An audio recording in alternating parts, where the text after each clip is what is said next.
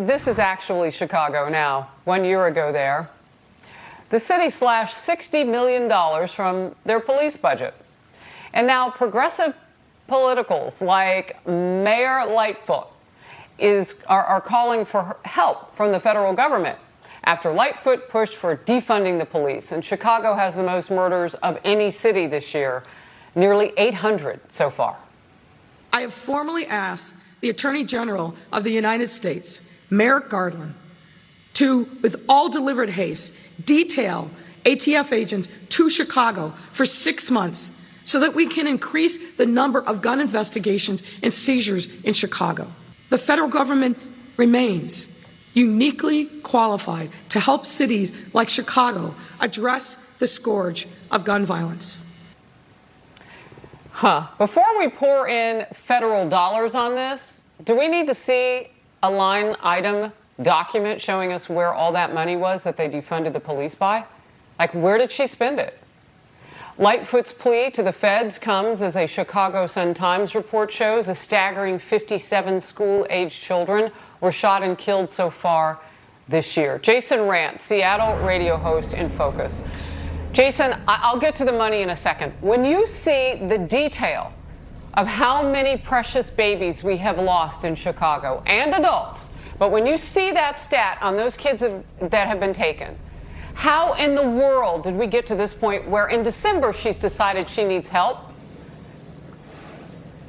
Yeah, I mean, we're all old enough to remember when she declined help from the federal government because it was coming from President Trump. But now all of a sudden she's taking this seriously, and it makes it seem like it's more about politics than anything else. When you see one child, one innocent child being killed by gun violence, you should take it with a sense of urgency. At that point, it is an emergency. And so why she waited this long to suddenly say, okay, bring in ATF. Sorry, that's not even a strategy. So I agree with you. I want to know where all that money went. And more importantly, I want to know what the strategy is. It can't just be about getting some of these guns off the streets. It's about getting the people who are using the guns off of the streets and making sure that when they're popped for a crime, that they actually stay in jail and aren't released on no bail.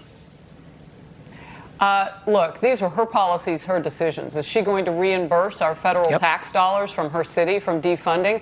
I mean, you and I are in agreement on this. I don't think it's too much to ask for a line item document to show us what she spent the money on, because the situation got worse with her policies and decisions. Now, you just mentioned it. Let's go deeper. Mayor Lightfoot wants federal help now, but back in 2020, she wrote that letter to President Trump. So, Jason, now we have an excerpt right for you on the screen. What we do not need, and what will certainly make our community less safe, is secret federal agents deployed to Chicago, any other form of militarized assistance within our borders that would not be within our control or within the direct command of the Chicago Police Department would spell disaster. There is so much stuff that gets stuck on your shoe with that, because she defunded the police that she was using against Trump to say that we got this. The police. Yeah, absolutely. And there's no acknowledgement that she was wrong. There's no acknowledgement that her policies are responsible, that the defund movement is responsible, that it was wrong to say no to federal help last year. None whatsoever. And just imagine how many lives could have been saved had she made the right decision. Now, look, politicians have to make decisions with life or death consequences all the time. Let's just assume for the sake of the argument that she didn't do so last year because of politics. You still have to own up to it. You still have to say that that is my mistake.